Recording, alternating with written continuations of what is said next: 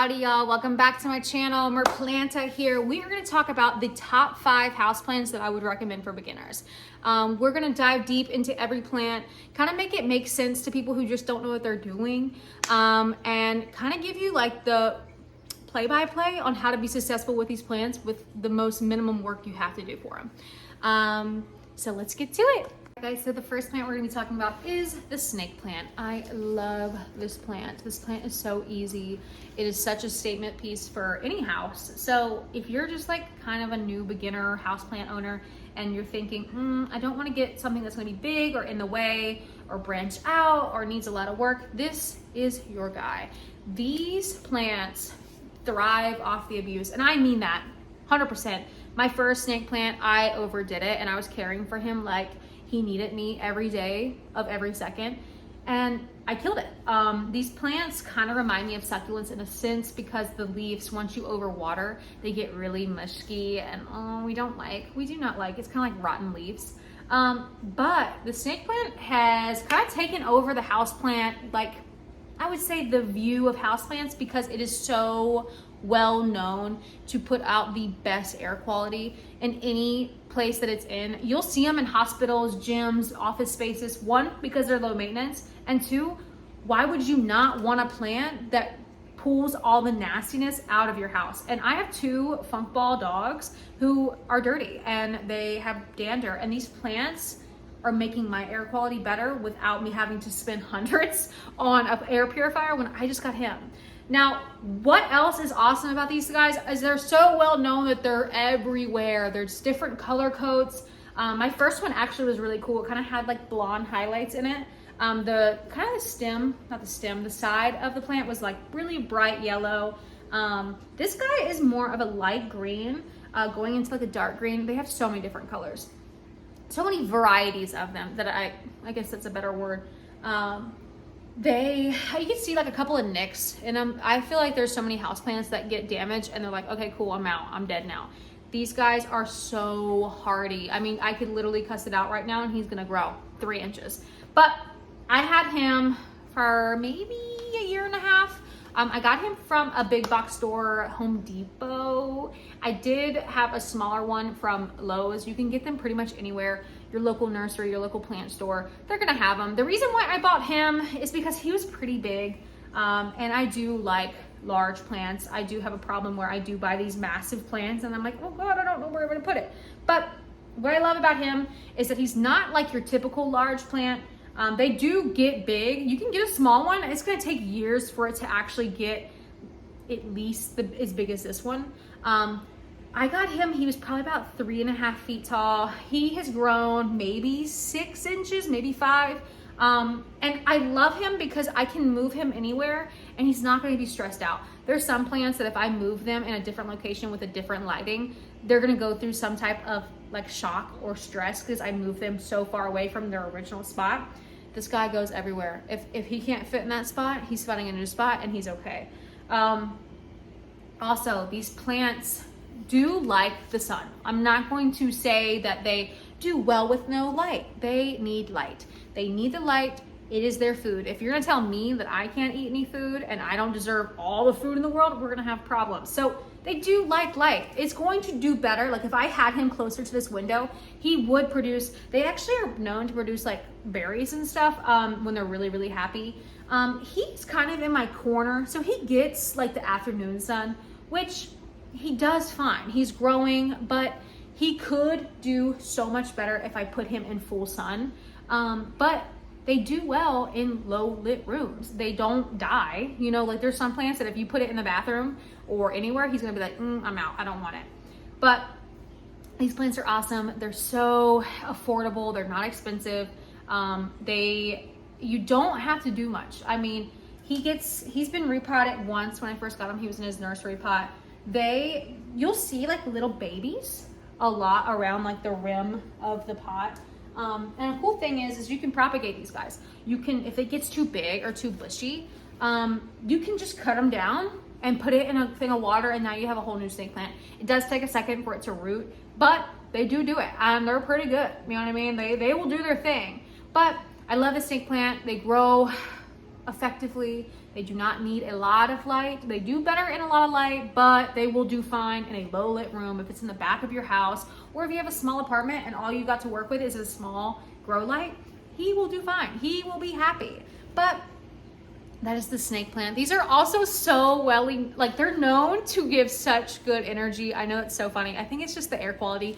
Everybody, we like good air quality, and this guy is just popping them out. He will take the dust. They even said, I was reading up on it because obviously I want to put all the factual stuff in there.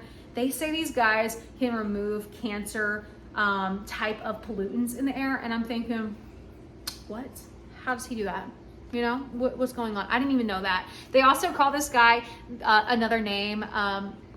They have multiple names, but this guy, it's a funny name, is called the mother-in-law tongue because of the sharp points being sliced. I was like, okay, that's a little mean, but we do love the snake plant. It's very affordable. You guys will love it. So get to guys the snake plant up close. I think the colors on these guys are just so awesome.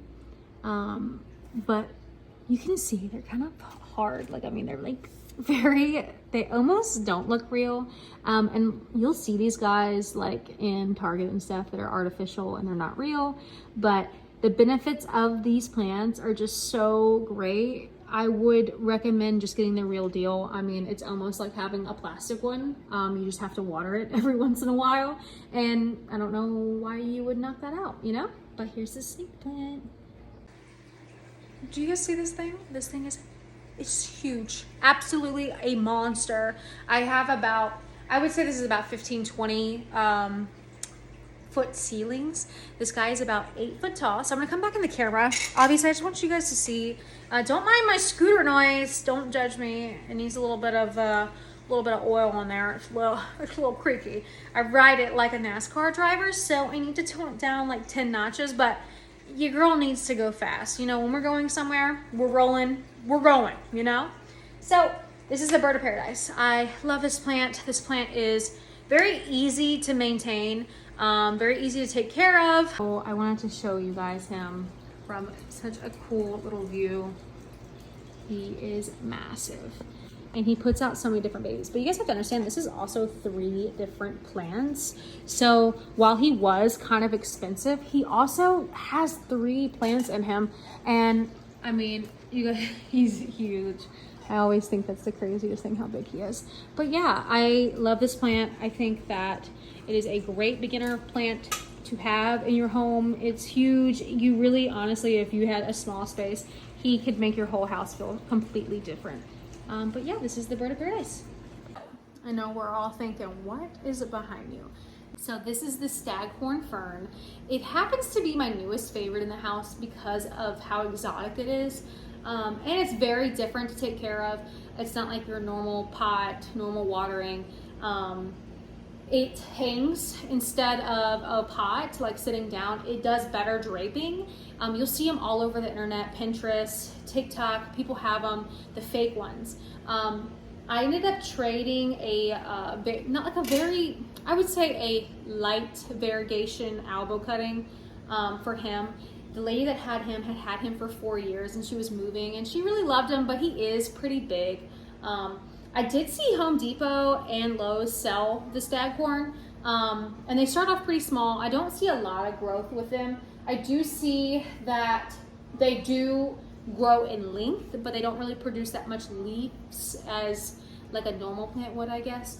But the cool thing is that he is in moss and a little bit of soil, and then he produces this little piece, which I'll show you guys later, that is kind of like the protective barrier of his like root system.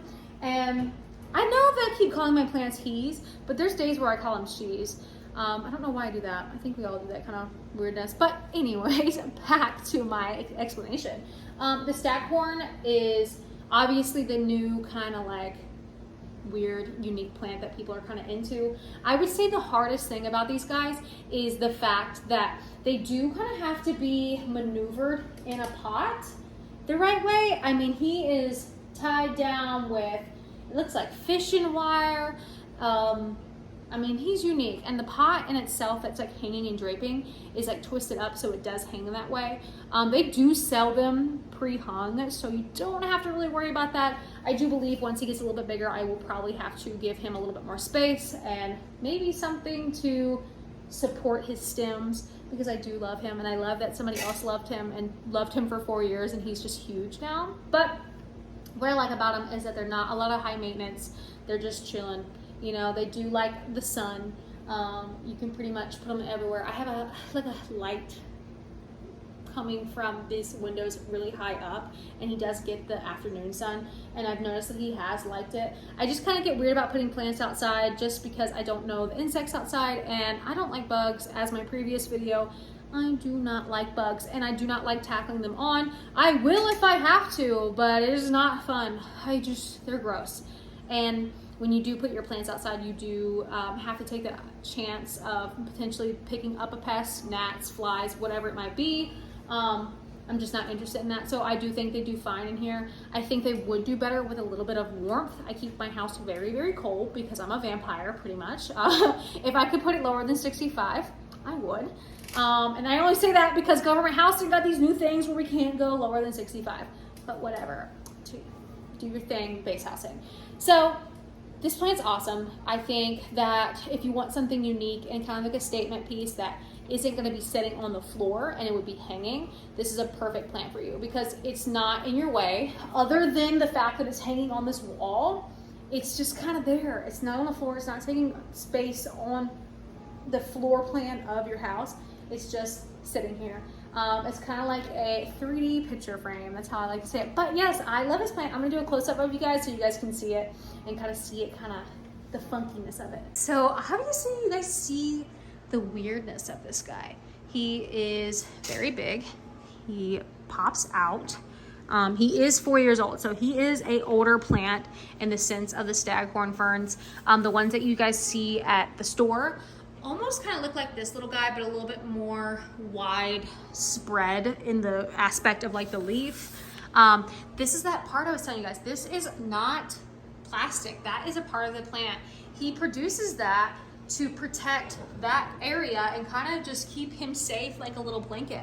And you can see eventually this piece will die off and it will just slowly start producing another one and piling up. I love that plant because of that, like how unique. When I was like messing with him, I was like, what is this plastic thing on it? Like I thought it was like a fungus or something. It is not. And what I love too, because I'm a texture person, look at the texture. It is the coolest thing. It almost kind of reminds me of like someone's skin that has like peach fuzz. But yeah, this is the staghorn fern. This is the philodendron of hope. It has multiple names. You'll see like lots of different varieties of this thing, just because they do different in different environments. What I like about this guy, and I've been in love with them for years, this is that plant that I was talking about when you went through my parents' house. It felt like you had to like kind of fight away. I'm gonna show you guys a picture of my parents. My mom ended up getting it from her old office space and it was huge. Like I said, this plant is my favorite. They love lights, but they also thrive off of office space light. So the LED, the bright, lights that give you headaches, these plants do great in them. I found this one on Facebook Marketplace. The guy listed it as a monstera. It is not a monstera. He had it for like 60 bucks. This plant is in maybe a 30-gallon bucket in the corner. They are awesome, but as you guys can tell, he's taking up some real estate. So he does make kind of like putting plants in new spots kind of hard because he is one of my favorites. So he does get a good light source and he's thriving and surviving over here. And no one really gets to tell him where he goes because I want him to have the best. So the philodendron of hope, like I said, there's multiple varieties of them. I do have another one over here to the side that isn't as, I would say it's not as span-wise, it's not as long, and it doesn't have so many fenestrations in the sense of like the depthness of each area. I don't even know what you would call them, but I love it. It loves a lot of light. It does take up real estate, so you do need to be realistic with that. It's a very bushy plant. It does not grow up, and He does have his own little grow light up here, but I also have a lot of plants around him. So that grow light does support a lot of plants, but he did just put out a new leaf over here, which I'm gonna show you guys. But I love this plant. I do spray down his leaves kind of like the bird of paradise, but it's not, you could take it outside or put it in your shower and give it a good shower, and it's the same concept. They love water. They love it, love it, love it. They do put off a lot of aerial roots, which I'll show you guys. They're crazy. It's like little arms kind of coming from the center of this plant. So just be realistic if you guys are gonna get this. It is a very easy plant to take care of, in the sense of it's pretty much happy as long as you got it in some light. It's gonna get decently sized, which this is a very large one. I'm gonna show you guys a medium one so you guys aren't overwhelmed by this huge monster of a plant. But I like that there's so many different varieties. So if you do have a space for them, they'll do great, right? They'll get big. Or if you wanna maintain a small one, there's ones that will just kind of stick to their little bush. They won't grow huge for years. You'll see these a lot, like I said, in Florida, just like the monsteras. They love climbing, in a sense. Like, I know it's weird. If there's a tree, it will climb it. And if it has the opportunity to, but you really do, like, I don't have moss poles in this because it is just too much plant to be putting moss poles in. You would have to have a steel moss pole, and I do not have that. So I do have one of the little trellises, I'm over here calling it trellises. What in the world? No ma'am. The trellis around it supports the growth going up rather than just kind of flaming down like craziness. So I would recommend this plant. I do love it. I love that it kind of feels jungly. It does drape over my leather chair right here. So I really do feel like I'm in a little jungle when I'm just sitting on my nice leather chair. Here is a close-up of the Philodendron of Hope. It is a big boy. This is obviously a very large one. And I say that because I want you guys to realize that you don't have to get one that is this big. I mean, he is massive. I mean, he is growing all over the place, and I do have him pinned up on the wall over there because I didn't like that he was kind of like hitting all these plants below. They put off a lot of leaves very quickly. They do chase the light, so you will see these guys kind of flip their leaves depending on where the sun is going to hit them. So like, he's never going to face that way. He's always going to slowly put his leaf out this way to grasp the light. So like this one over here is chasing it really bad, and I need to tie him down because he's the newest leaf, so he's just like, give me all of that light. So this is another variety of the Philodendron of Hope. They have so many different types, like I told you guys. It just really depends on the environment. This guy does get a grow light as well. Like I said, I kind of support this whole corner with a bunch of grow lights. I mean, if it can put a light bulb in it, it's getting a grow light. But the difference in this plant from the other one I just showed you, it's a lot smaller. It's a lot more easy to deal with. I do like that this one kind of pops up almost like a petal. It's almost like a little flower.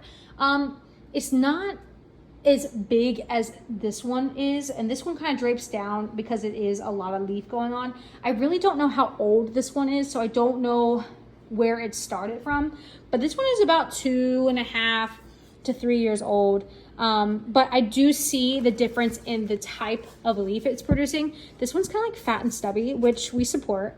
But I like that it's not taking up so much space. Now, he does get in the way sometimes, but it's not nearly as bad as this guy. This guy will take up the whole room eventually.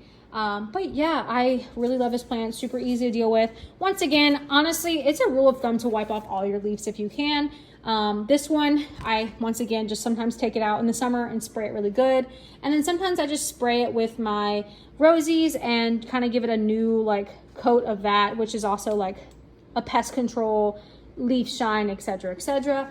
But yeah, they're really awesome plants, and they're more of your medium-sized plants to large-size plant. So those are the top 5 houseplants that I would recommend for beginners or people who want to take the next step in houseplant collecting. I would say the snake plant and the pothos are probably the easier plants to deal with.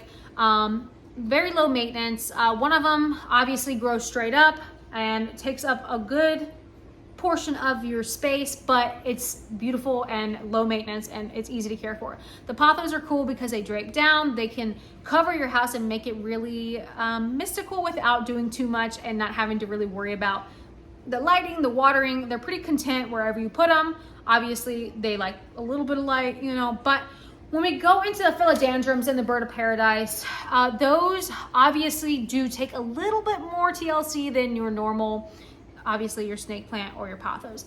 I do wipe them off. I never used to do that until I got really invested in houseplants.